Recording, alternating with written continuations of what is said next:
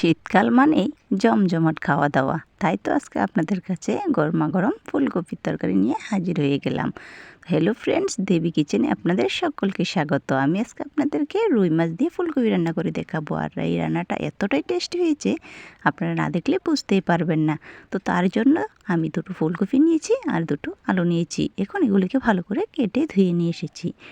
তো দেখতে পাচ্ছেন ফুলকপিগুলোকে আমি এভাবে কেটেছি, খুব সুন্দর করে ফুলকপিগুলোকে কেটে নিয়েছি আর আলুগুলোকেও টুকরো টুকরো করে কেটে নিয়েছি।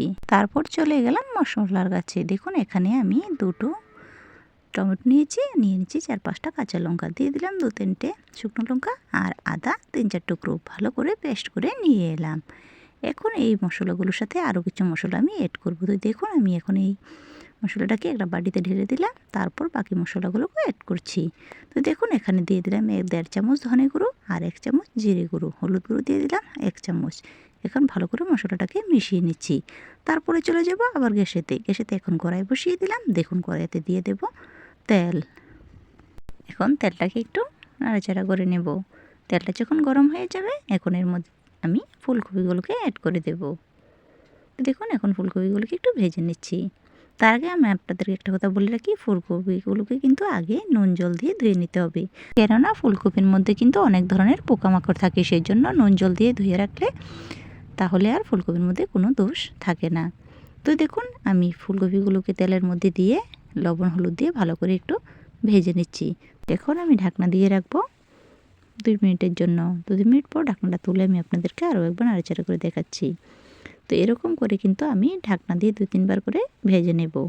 তো আরও একবার ঢাকনা দিয়ে আমি আপনাদেরকে দেখিয়ে দিচ্ছি।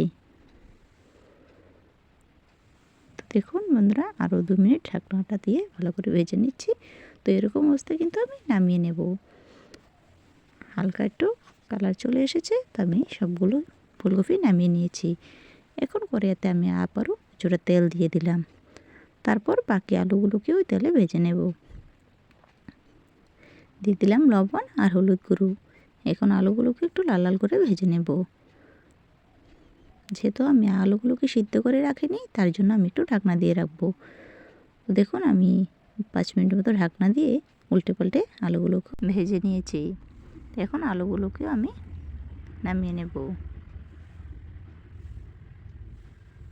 তো বন্ধুরা আলুগুলোকে আমি নামিয়ে নিয়েছি। এখন কড়াইতে আবারও তেল দিয়ে দুটো তেজপাতা আর একটি শুকনো লঙ্কা আমি দিয়ে দিয়েছি। এখন একটুকে লাল লাল করে ভেজে আমি এর মধ্যে দিয়ে দেব পাঁচফোড়ন।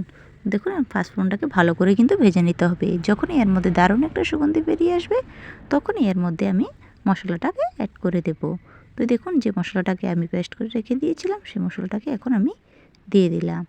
এখন বাটিটা ধুয়ে একটু জল দিয়ে দিয়েছি। এখন আমি মশলাটাকে ভালো করে একটু কষিয়ে নেব।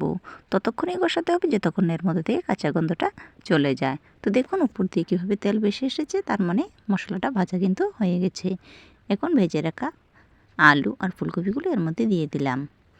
তো ভালো করে এভাবে মশলাটাকে মিশিয়ে নিতে হবে।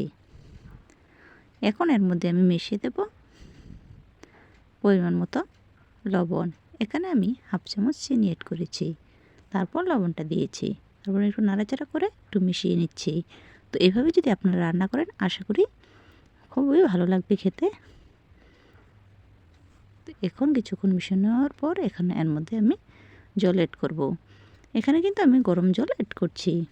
আপনারা কিন্তু এর মধ্যে ঠান্ডা জল দিতে একদমই যাবেন না, তা না হলে কপিগুলো কিন্তু সিদ্ধ হবে না। তো এখন একটু ঢাকনা দিয়ে রেখে দিলাম। আর এখানে দেখুন কিছু মাছের টুকরো আমি ভেজে রেখে দিয়েছিলাম, সেই মাছগুলোকে এর মধ্যে অ্যাড করব। আমি মাছ ভাজাটা আপনাদেরকে দেখালাম না, আমি আগে থেকে মাছগুলোকে ভেজে নিয়েছি। তো দেখুন বন্ধুরা ফুলকপিগুলো মোটামুটি সিদ্ধ হয়ে গেছে। এখন এর মধ্যে মাছগুলোকে অ্যাড করে দিলাম। আর আমার রেসিপিটা যদি আপনাদের ভালো লেগে থাকে তাহলে অবশ্যই একটা লাইক করে দেবেন। আর কেমন হয়েছে অবশ্যই কমেন্ট করে জানাবেন। আপনাদের লাইক আর একটা কমেন্ট কিন্তু আমাকে ভিডিও বানাতে আরও আগ্রহ করে। তো দেখুন বন্ধুরা আমি এখন একটু ঢাকনা দিয়ে রেখে দিয়েছি। তো মিনিমাম বড় ভাষা পর্যন্ত আমি ঢাকনা দিয়ে রেখে দিয়েছিলাম। আমার মাছ কিন্তু রান্নাটা কমপ্লিট। তো দেখুন বন্ধুরা আমি আপনাদেরকে চামচ দিয়ে দেখেছি। এরকম ঝোল অবস্থায় রান্না করলে গরম ভাতের সাথে তো জাস্ট জমে যাবে। যেহেতু শীত তাই এখানে আমি শীতে মানে ধনেপাতা, এখন উপর দিয়ে ধনেপাতা ছিটিয়ে আমি এখন নামিয়ে নেব। এখন কিন্তু গ্যাসটাকে বন্ধ করে দেব। যেহেতু ধনেপাতা দিয়েছি তাহলে কিন্তু গ্যাসের ফ্লেমটাকে অফ করে দিতে হবে। তো দেখুন অফ করে আমি একটু ঢাকনা দিয়ে রেখে দিয়েছিলাম 5 থেকে 10 মিনিট পর্যন্ত। তো দেখুন বন্ধুরা আমার রান্নাটা কেমন হয়েছে। আমি এখন একটা থালাতে নিয়ে নেব। তো এইভাবে যদি আপনারা রান্না করেন আশা করি ছোটো বড়ো সকলেরই খুব ভালো লাগবে। আমার রেসিপিটি আপনারা কে কোথা থেকে দেখছেন অবশ্যই একটা কমেন্ট করে জানাবেন। আর যারা যারা আমার চ্যানেলটাকে এখনও সাবস্ক্রাইব করেননি তারা আমার চ্যানেলটাকে সাবস্ক্রাইব করে আমার পাশে থাকা বেল আইকনটি ক্লিক করে রাখবেন। তাহলে যখনই কোনো আমি নতুন ভিডিও আপলোড করব সঙ্গে সঙ্গে তো নোটিফিকেশান আপনাদের কাছে পৌঁছে যাবে।